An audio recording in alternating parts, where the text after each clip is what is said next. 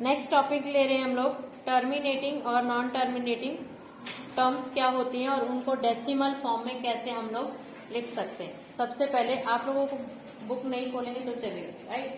Simple सी बात है। पहले हम बात कर रहे हैं रैशनल नंबर्स। रैशनल नंबर में दो टाइप के नंबर डिस्कस करेंगे। First is terminating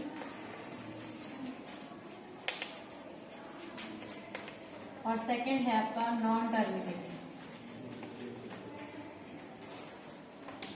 non terminating दो टाइप के होते हैं,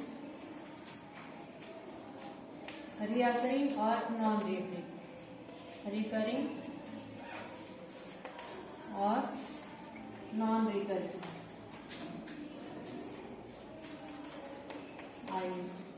राइट। अब टर्मिनेटिंग क्या होता है? जिसका रिमाइंडर जीरो आ जाए, यानी अगर आप किसी से डिवाइड कर रहे हो, if the remainder becomes zero then the number is non as terminating rational number.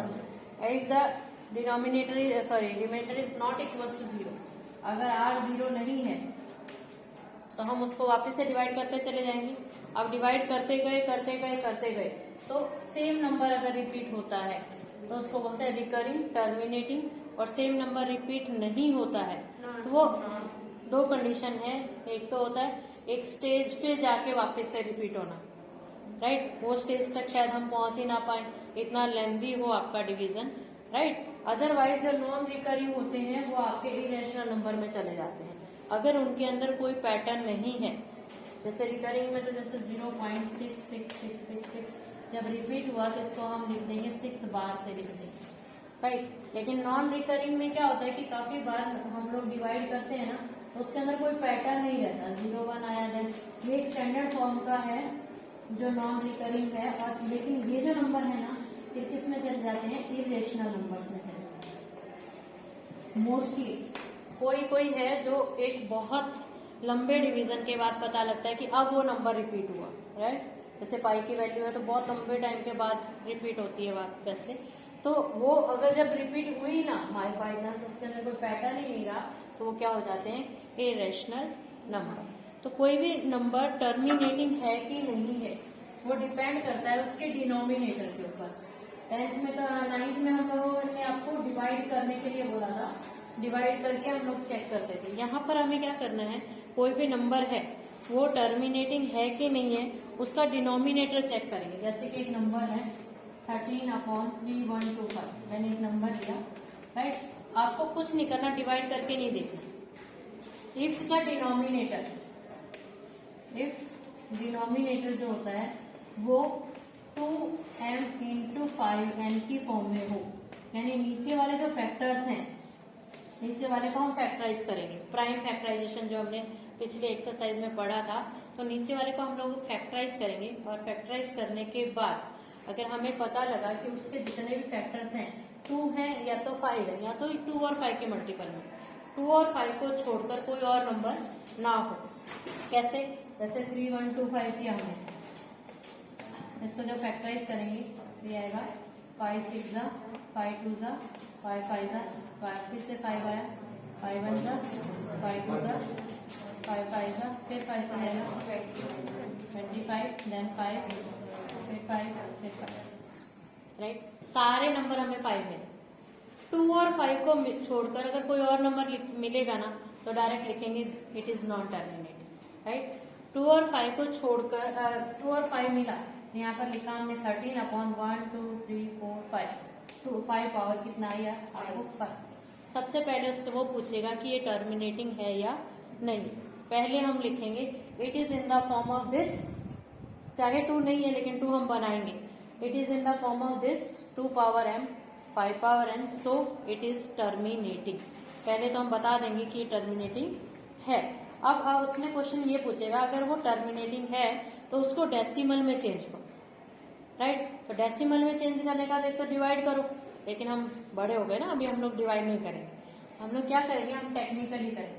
हमारे पास जितने 5 हैं हम उतने 2 से मल्टीप्लाई कर देंगे।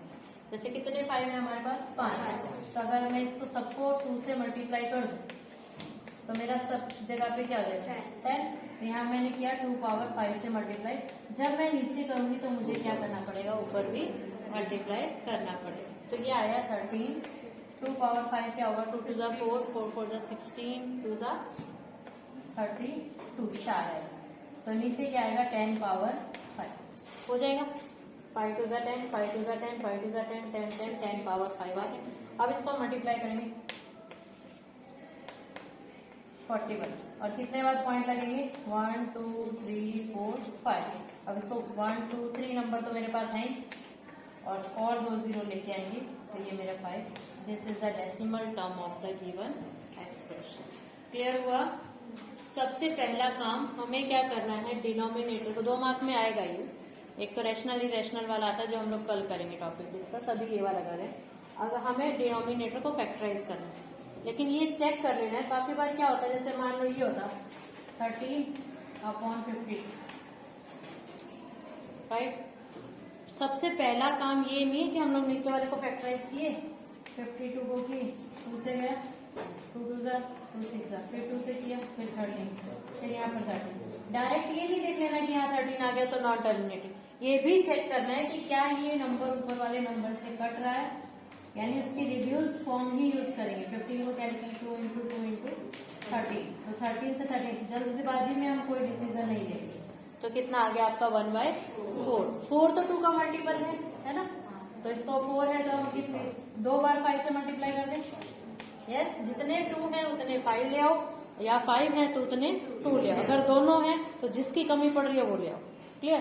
तो उसके हिसाब से क्या आया 5 5 से 25 से मल्टीप्लाई करेंगे, ऊपर भी 25 से किया, ये आ गया 25/100, ये आ गया हमारा 0.2। This is the answer. यानी आपको पहले कटिंग कर लेनी, अगर वो कट रहा है तो किसी से नंबर, उसके बाद ही डिसाइड करेंगे कि वो टर्मिनेटिंग है या नहीं। क्लियर। इसी टॉपिक पे दोस्तों हम ले रहे हैं, हम लोग 6 ले रहे हैं 23/2 power 3 into 5 power 2, 2 power 3 into 5 power, right. आपको बताया कि जितने 2 हैं हमारे पास उतने ही 5 भी होने चाहिए। यहाँ पर 2 तो हमारे पास 3 है, राइट, और 5 हमारे पास कितने हैं 2 ही है। एक 5 कम पड़ रहा है ना, तो जो कमी है उसको दूर करेंगे। पहले फर्स्ट केस में it is terminating because it is in the form of 2 into 5, 2 और 5 के मल्टीपल में है तो टर्मिनेटिंग है, हो गया। उसके बाद फिर जो कमी है उसको दूर किया, 5 3 ज़ा 15, 5 2 ज़ा 10, और ये आएगा 10 पावर 3। 10 पावर 3 मतलब 3 डिजिट के बाद आपको पॉइंट लगाना है। हाँ, तो 115। ओके, तो आप 3 के बाद पॉइंट लगाना तो 0.115। This is the answer. ये 1 मार्क के एमसीक्यू में भी पूछा जा सकता है। क्वेश्चन ऐसा भी पूछा जा सकता है कि कितने पॉइंट के बाद डेसिमल लगेगा। ऐसा सिंपल सा एक पॉइंट एक वैल्यू दे देंगे और वैल्यू देने के बाद ये पूछेगा अगर डेसिमल फॉर्म में लिखें तो कितने डिजिट के बाद पॉइंट लगेगा। तो वो डिपेंड करेगा कि आपके कितने 10 बने हैं, तो उतने पॉइंट के बाद आप लोग डायरेक्ट लिख सकते हो। ओके, इसी का 7th है 129 अपॉन 2 पावर 2 5 पावर 7, 5 पावर 7 और 7 पावर 5। क्लियर। 2 और 5 तो है हमारे पास, लेकिन एक एक्स्ट्रा टर्म भी है 7, जो कि ऊपर वाली टर्म से कैंसिल नहीं हो रही। तो डायरेक्ट लिखेंगे it is non terminating because this denominator is not in the form of 2 into 5। बस काम खत्म, कुछ भी नहीं करना।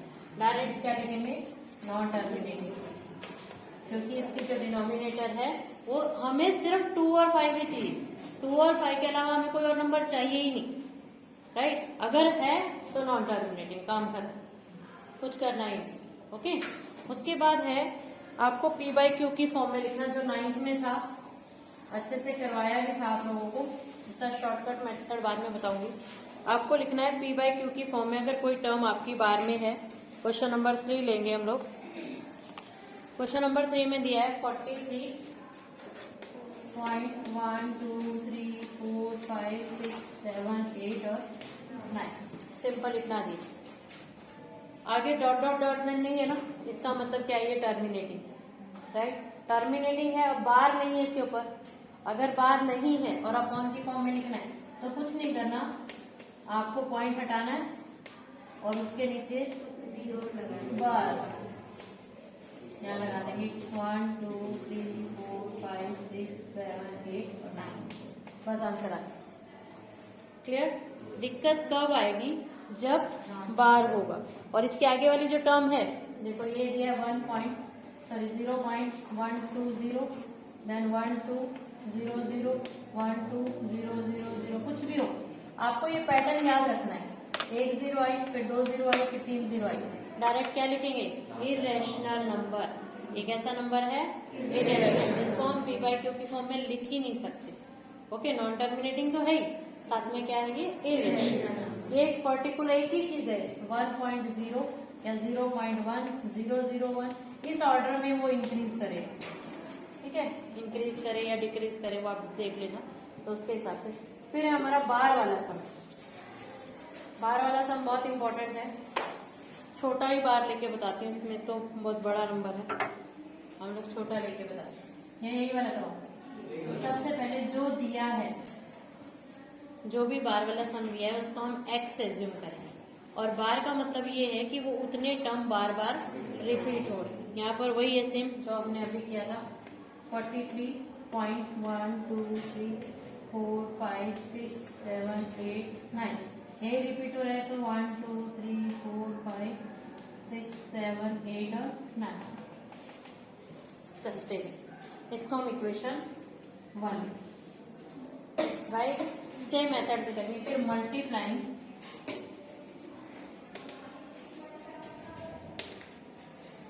1 बाय, जितने रिपीट नंबर होते हैं उतनी ही जीरो से मल्टीप्लाई होते हैं, राइट। लाइन जीरो से मल्टीप्लाई किया, यहाँ पर दोनों साइड करना पड़ेगा, 1 2 3 4 5 6 7 8 9, तो ये डिजिट जो है वो 9 डिजिट मूव कर जाएगी। तो क्या आएगा, 4 3 1 2 3 4 5 6 7 8 9 पॉइंट 1 2 3 5 6 7 8 9, वही रिपीट होता चला जाएगा। ये इक्वेशन क्या आएगी, याद रखना जितने नंबर पे बार 1 के आगे आपको उतनी ही जीरो लगानी है। ओके, फिर सब्ट्रैक्ट फर्स्ट फ्रॉम सेकेंड।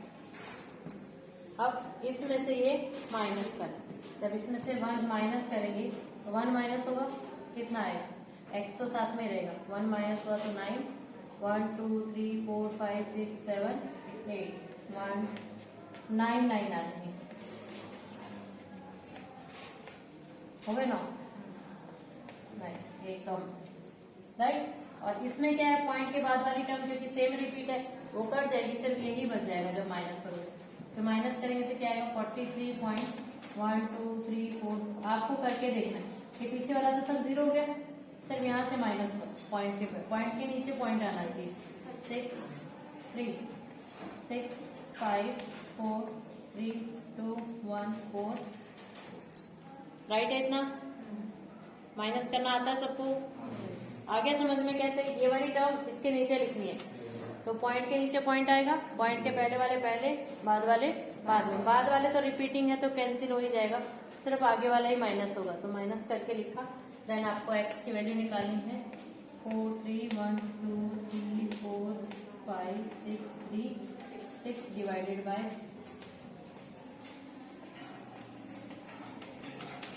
अब कटता है तो काट दो, अदरवाइज इतना ही छोड़ दो, ये आपका आंसर आ गया। This is the p by q form of the given term. Clear, 2 mark का आएगा बताया आपको, तो अगर 2 मार्क का आएगा तो आप लोगों को ऐसे सॉल्व करना, ओके।